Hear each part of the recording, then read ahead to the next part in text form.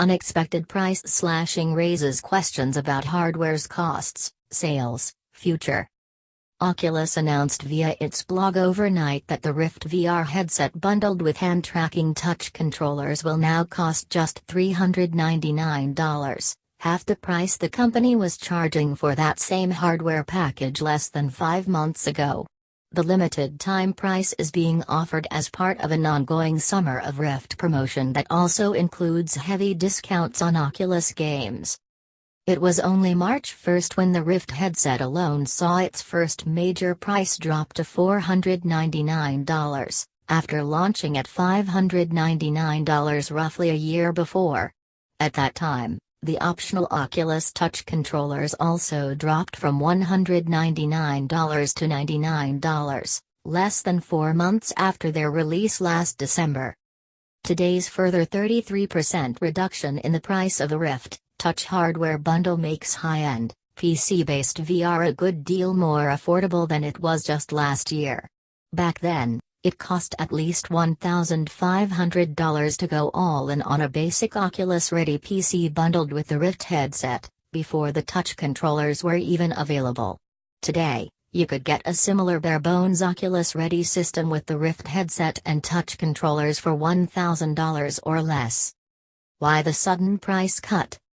Such a severe price reduction, coming so soon after the company's first price drop in March, could signal that Oculus is having trouble moving Rift headsets and/or touch controllers in sufficient volume, even if Oculus advertises the new price as being for a limited time. While the Rift was backordered for months as early adopters snapped up initial pre-orders at $599 last year, anecdotal reports suggest retail interest has waned in recent months.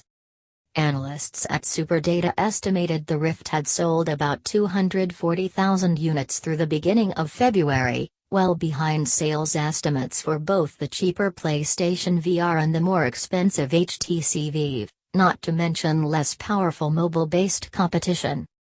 Today's price drop may simply reflect the lowered cost of components that are now over a year older, and likely being produced at more significant scale. The original Oculus Rift headset is approaching the 18-month transistor doubling, price halving point suggested by some versions of Moore's Law. Last January, Oculus co-founder Palmer Luckey said the company wasn't making a profit on the hardware at its initial $599 price. Mark Zuckerberg, CEO of Oculus parent Facebook, said in February that the company's VR effort is not going to be profitable for quite a while, a statement that came just before the Rift hardware received its March price drop. That's in contrast to the Steam VR-powered HTC Vive, which is still sold for a profit at the same $800 price at which it launched. For comparison, video game consoles usually take an average of 3 to 4 years to drop to 50% of their original asking price, though many counterexamples can be found on either side of that mean. The Xbox One hit a $250 price just under 3 years after launching at $499 with a bundled Kinect camera, which is no longer part of the console's default package. The Sega Saturn, on the other hand, dropped to $199 just a year after launching at $399. A signal for new hardware? Perhaps the current Rift design is seeing its price cut in advance of the announcement of a potential Rift 2.0. Oculus then CEO Brendan Iribe told Ars in 2014 that he expected the second consumer version of the Rift to come a year or two after the first. That's when we think the scale will really go, and hopefully you'll get many millions of people into VR, playing great games and other stuff, Iribe said at the time. Oculus' 4th annual Connect convention in October could provide a good opportunity to announce new hardware.